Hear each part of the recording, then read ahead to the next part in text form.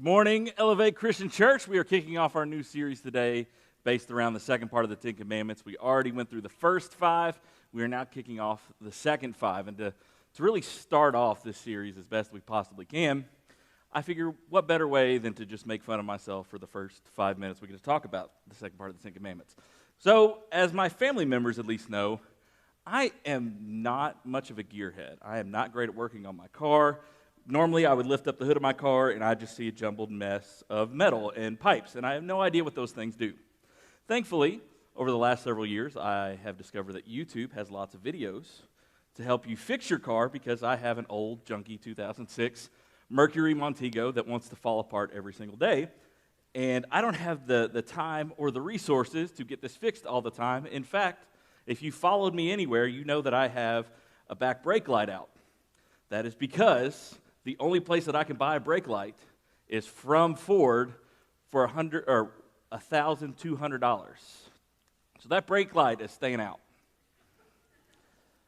But there are other things on my car that are going out that I can fix, that I have learned to fix, that I have watched other people fix, so that I can, make sure that my car is mostly able to run on a daily basis.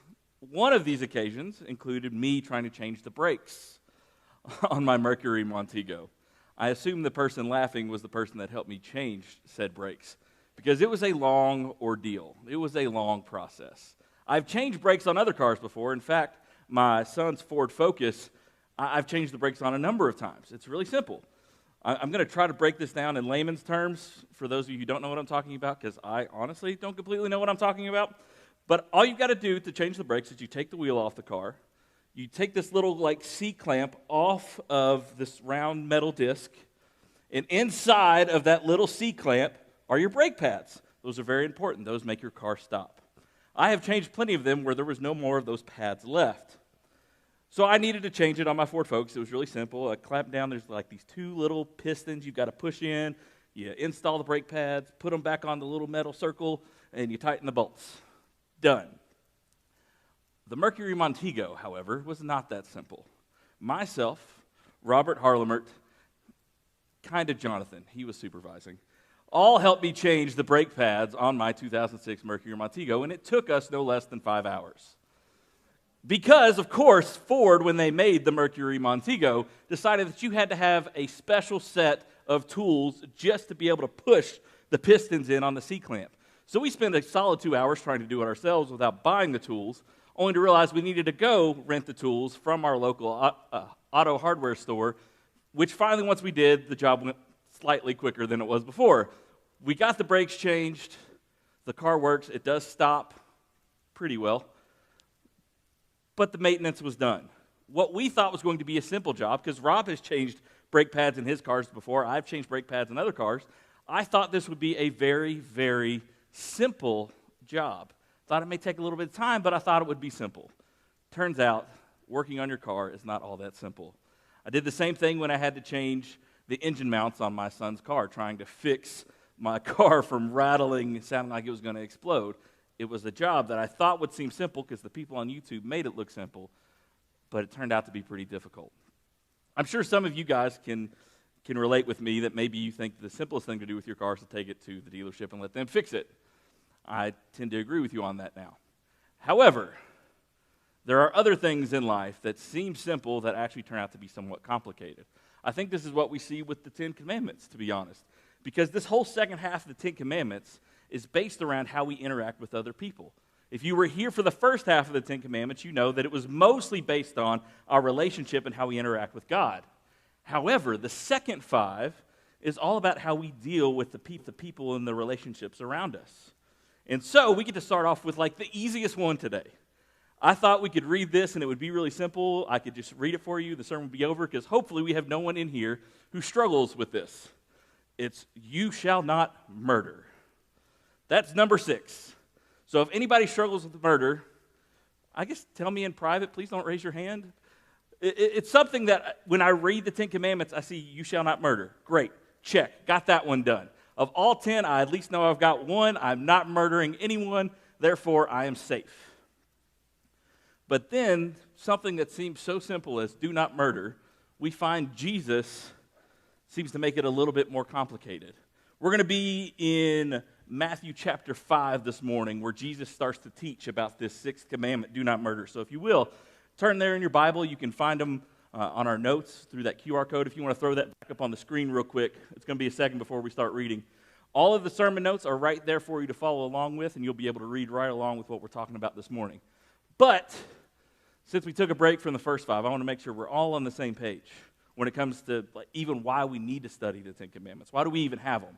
And it all starts with sin. We all need to know what sin is. Because when God created people, it didn't take us long to figure out how to sin. But the problem was, from the very beginning, it was hard to figure out what sin was.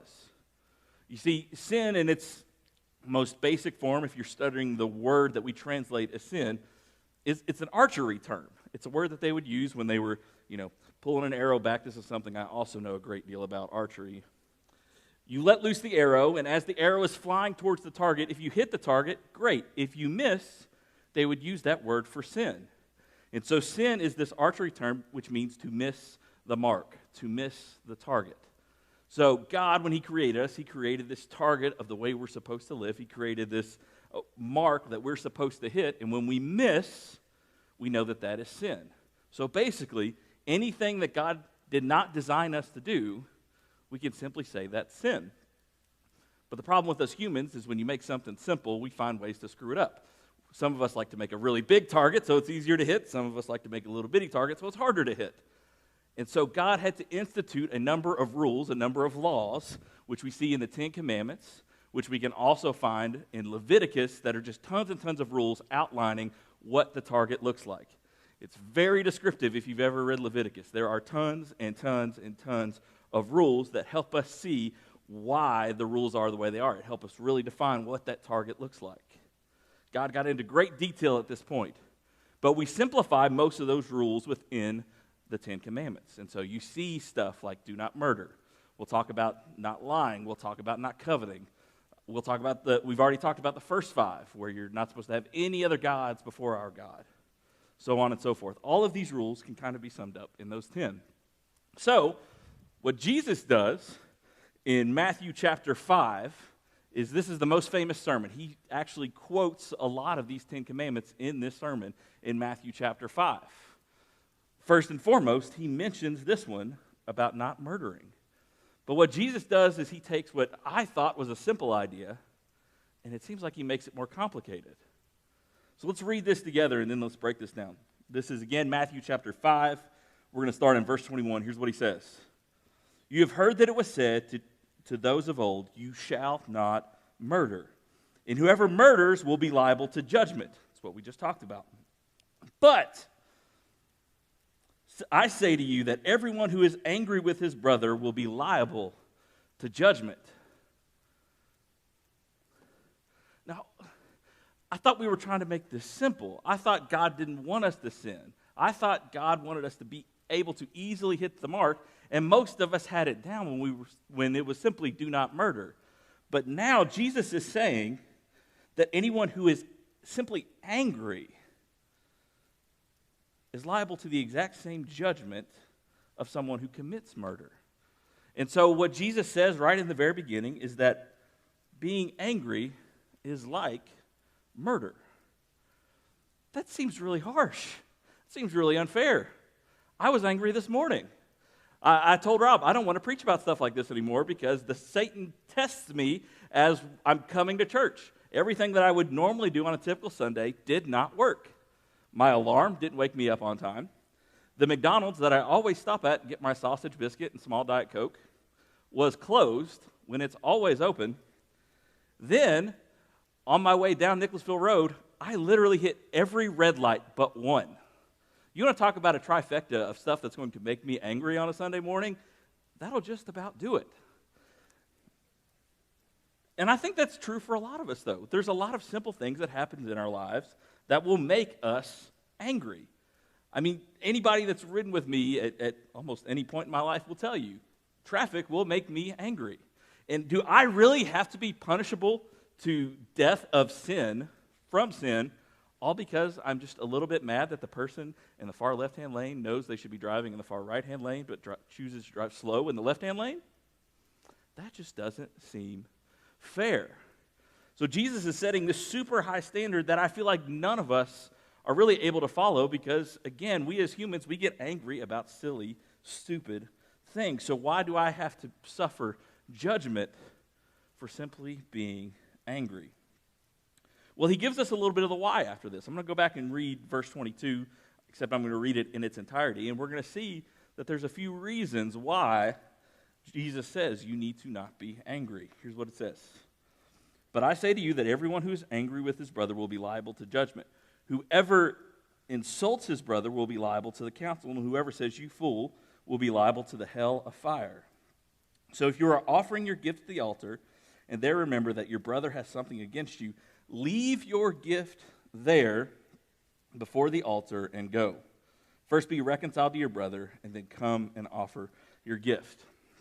And so what Jesus is telling his people here is that recognize that when you're angry, you're really going to struggle with worship. Because that was one of their primary forms of worship. They would come and they would sacrifice. They would give their sacrifice on the altar, and that was one of their main forms of worship and showing God how great and glorious he is and ask him for forgiveness of the sins that they had committed. However, what Jesus is saying is the problem, when you're angry, you can't worship the way you're supposed to worship. You don't really focus on worshiping me in those moments. You're instead so focused on your anger and the stuff that made you mad, you can't truly worship.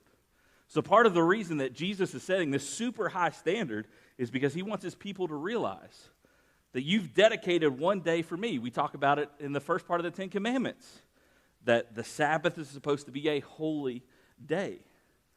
And you can't keep the Sabbath if you're angry, especially if you're angry with somebody you're supposed to be there worshiping with. This is what happens to us when we get angry. How many of you guys have had some kind of fight or some type of frustrating conversation on your way to church on Sunday morning? And once you get there, you realize that you're not at all thinking about the words you're singing. You're not focused on the message that's being preached. Instead, you're worried about the conversation you just left from the car. Or maybe you had a really frustrating and angry weekend where nothing in your life seemed to be going the way you wanted it to go. Were you focused on worship the next day? Was it a break for you? Or were you lost in your anger? You see, I think the problem that we struggle with as Christians is we don't recognize what anger does for everyone else around us. We just like to sit in our anger, and ultimately, sinful anger leads to hypocrisy. It's not just something where it distracts us from worship. Yes, that's part of it. But then on top of that, probably the reason that so many people call Christians hypocrites is because they see us in our most angry moments. They see us in the moments where we just lose ourselves completely. I've heard multiple people throughout my life say that I lost my religion on somebody when they talk about how they were angry and they give somebody some words maybe they didn't think they should be saying. You see, in our fits of anger, we become hypocrites because we no longer look like Jesus. We look like the king of evil instead of the king of glory. That's exactly what we're not supposed to do. We are supposed to look like Jesus and like nobody else. So we look like hypocrites. Not the goal. So where do we go then? How do we deal with this? Should I now give you 5 steps to avoid anger in your life? 5 ways to no longer be angry? No, because again, I don't think that's going to help anyone. 5 steps to be angry. I don't think I read right after Jesus said that 5 easy ways to not be angry at your family members. No, it's definitely not in there. So what do we do then?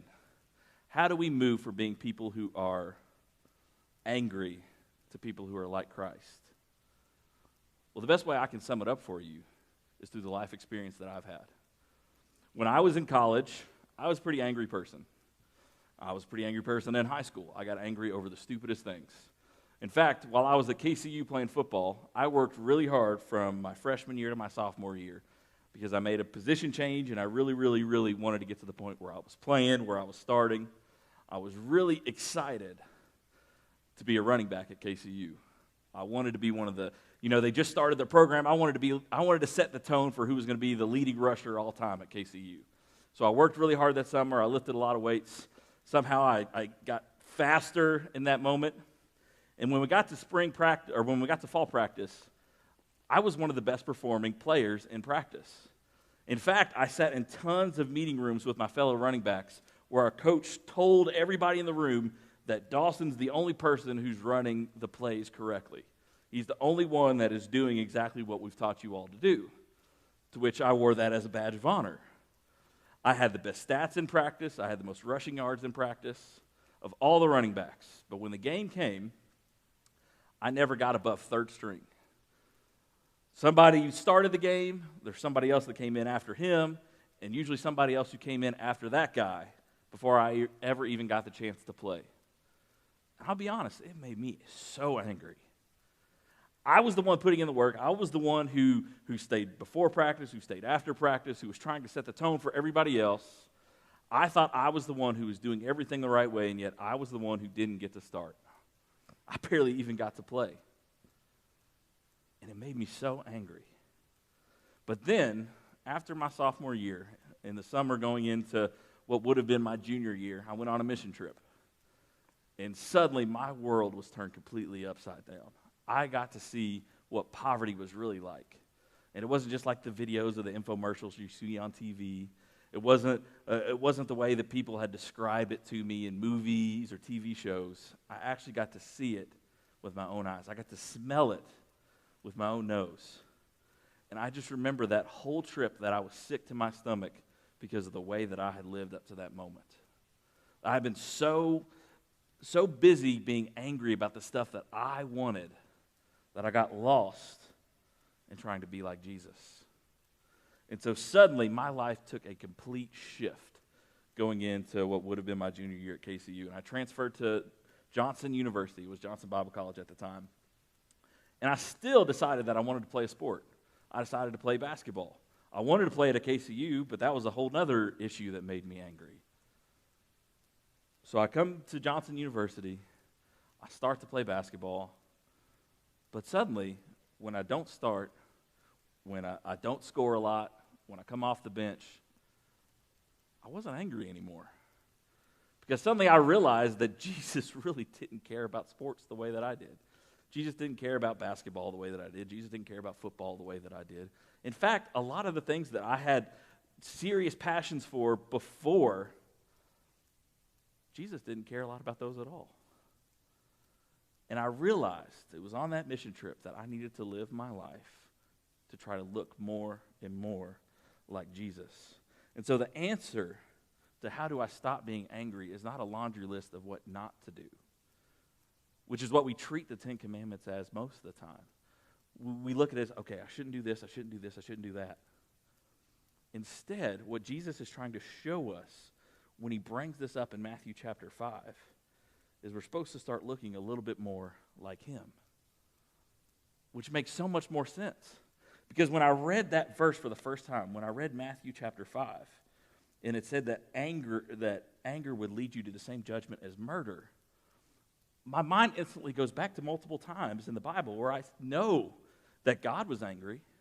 There were plenty of other times that I know Jesus was angry. I mean, there's one moment where Jesus goes into the temple and starts flipping tables. If you go back to Exodus chapter 4, it literally says that God's anger burned against Moses. And so if that anger is supposed to lead to judgment, how come God can be angry and how come Jesus can be angry? That doesn't seem fair. Is I'm supposed to look like Jesus and they're allowed to be angry, but I'm not allowed to be angry? How can I reconcile those two things? I mean, Moses was even a good guy and God's anger burned against him. How does that work? Well, that's when I went and I turned over to John chapter 2. And in John chapter 2, we find that story where Jesus is flipping tables. And there's one word at the very end that suddenly turns this whole thing around, and it suddenly all makes sense. Let me read this for you. It's in your notes if you want to follow along or on the screen. It says in John chapter 2, verse 13, the Passover of the Jews was at hand, and Jesus went up to Jerusalem. In the temple he found those who were selling oxen and sheep and pigeons, and the money changers sitting there, and making a whip of cords, he drove them all out of the temple. with the sheep and the oxen. He poured out the coins of the money changers, and he overturned their tables. And he told those who sold the pigeons, take these things away. Do not make my Father's house a house of trade. His disciples remembered that it was written, zeal for your house will consume me. Now, different versions of the Bible translate that word zeal differently. But zeal is the perfect word. Jesus wasn't necessarily angry in this moment. He had this zeal. He had this righteous passion for doing what was right in the face of evil. And so I go back then and I think about Exodus chapter 4 when God's anger burned against Moses, and I realized that Moses in that moment had questioned God about doing his will time after time after time again, as God is sitting before him in a burning bush telling him what he is going to be able to do, giving him all sorts of signs and miracles that he gets to perform in Egypt, and all Moses does is question God. And so God has this righteous anger against Moses because he's unwilling to face evil, because he's unwilling to do what he was supposed to be doing. Same thing happened with Jesus there. He walks into the temple, the house of worship, the house of prayer, God's dwelling place on earth, and he sees that it is now a den of thieves trying to take advantage of people who want to worship. And suddenly, a righteous anger breaks out. And Jesus corrects the wrong. He corrects the evil with it. And so I realized in reading these stories that yes, our anger can lead to sin. But the way we avoid doing that is we model our hearts after God's heart. Because when we do that, we start to care about the things he cares about. We start to care less about the things that he doesn't care about. Like those things I mentioned before, you realize he no longer cares about basketball. He no longer cares about football. He doesn't care what team you cheer for. He doesn't care whether UK wins or loses a game. He definitely doesn't care if Ohio State wins or loses a game. But that's the truth. There's so many things that we care about that make us angry on a daily basis that God could not care less about. God could not care less that McDonald's was closed. He couldn't care less that the red lights changed right on time for me coming down Nicholasville Road this morning. He couldn't care less that my alarm didn't go off. Those were things that made me angry, but the more that I become like Christ and the more my heart becomes like his heart, the more I start to see people differently, the more I start to care about people differently. The more I see the broken-spirited, the broken-hearted, the people who are downtrodden, the people who are probably like in eastern Kentucky right now, who don't even know where they're going to get clean water and food from next. And suddenly my heart cares so much more about those people. This is what modeling our heart after Christ looks like. It's not about a system of do's and do-nots. It's about looking like Jesus. So I'm going to ask the band to come back up. And I want you to think about your own life for a moment. Are you the type of person that gets angry over the simple things? Or are you the type of person that goes from 0 to 100 in 2.5 seconds when something goes wrong? We all get angry about different things in our lives. But the question is, do you get angry about the same things that God does? Do you get angry about the evil in our world, or do you get angry about McDonald's putting a Coke in your Diet Coke can? Whatever it might be, there are stupid things that we get angry about on a daily basis when we just need to start caring about what God does. We need to have empathy for the people who are downtrodden. We need to look for reconciliation for all people. There's someone who's made my family's life really rough over the last 6 months. But when I have eyes like God does, suddenly even I believe that those people can be reconciled. I believe that God loves those people. God has this heart for every human being to one day come back to him. That's the kind of heart that I want to have. And then suddenly I will no longer be angry about the things that don't mean anything. But I will have that righteous zeal, that passion for the things that do matter. And so this morning, I know you guys are sitting in a lot of different seats, both physically and metaphorically, because your hearts are in a lot of different places. For some of you guys, you made Jesus the king of your heart years and years and years ago. You've been baptized. You pledged him to be the Lord of your life, which is great. My question for you, if that's you this morning, is how much do you look like Jesus? Does your heart look like his heart? Does your heart chase the things that his chases? Do you see people the way that he sees people? If not, maybe you've got some questions you need to answer within yourself to look a little bit more like him. I know that I do. Or maybe you've never made Jesus the king of your heart. Maybe you have never accepted him as your Lord and Savior. And if that's you this morning, then I would love to have a conversation with you. I know Rob would love to have a conversation with you and take steps towards making him the king of your heart, because when you do, your life completely changes. It's not just about anger. Your life doesn't suddenly get easier, but you'll feel a kind of love that you've never felt before. You'll feel a kind of passion you never felt before. And so that's my invitation for you guys today, because most likely you're in one of those two seats. Either you need to start looking a little bit more like Jesus, or you need to make him the king of your heart. We need our hearts to look like his. So let me pray for you guys this morning, and we're going to get back into worship. Lord, I am just so thankful that you are a God that seeks grace in our lives on a daily basis. Lord, I woke up ready to preach this sermon this morning, and even I already need forgiveness for the anger that I've committed. But I know I'm not alone. I know there's tons of people in this room with sin in their lives.